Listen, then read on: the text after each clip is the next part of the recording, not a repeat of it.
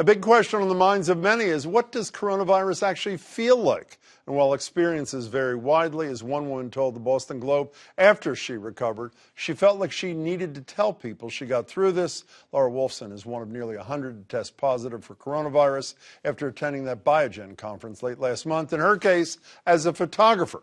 The Facebook Live video in which she shared her experience has now been viewed more than 16,000 times. Lara joins me now. Lara, thanks so much for being here. You look healthy. Do you feel healthy?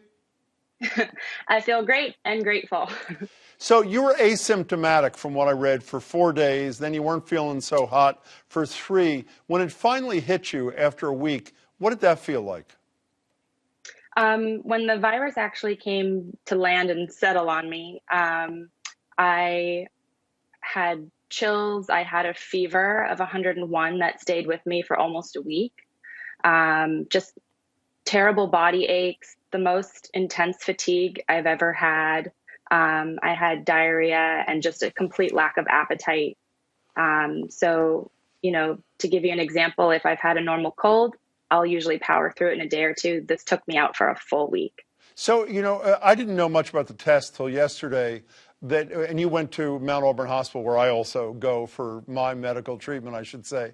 Cambridge, a great place. I didn't know about it till Mike Pence and the president were talking about the swab. We're going to show a little graphic of how far it goes into one's body.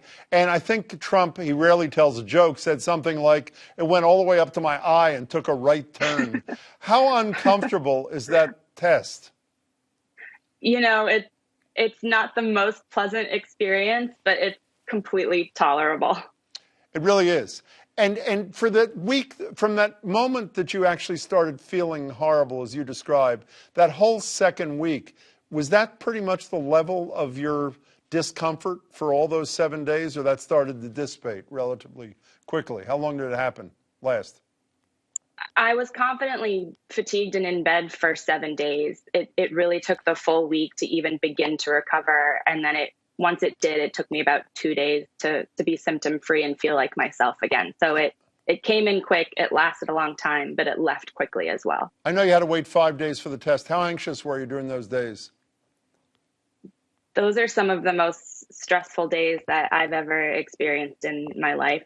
You run so many stories through your head. You've seen the news stories. Things sound like they're going to be really bad, and you just don't know what's going to be happening to you. One of the things I loved in the Globe piece on you is you said that when you had to notify all your clients and all the people you came in contact with, how ashamed and embarrassed you felt. And the reason I related to it is, one, I'm sure I would feel the same way, but intellectually, I'm sure it's ridiculous. It's not your fault. It wasn't anybody's fault, but that was really painful, yes?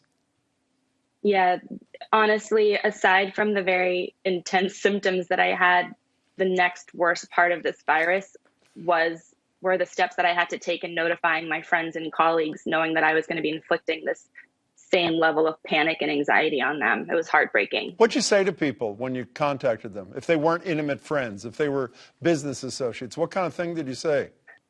To most of my friends, I called or texted, and to my business affiliate, I had to send an email with the results. And at the time, I had asked for privacy because I wasn't really sure how everybody was going to be handling this news. But I just knew that they needed to know. And I didn't have any guidelines from the CDC or the Department of Public Health of what to say to people. So I was kind of on my own. But I just wanted them to let them know what the diagnosis was and for them to take it very seriously. And what kind of reaction did you get from all these people?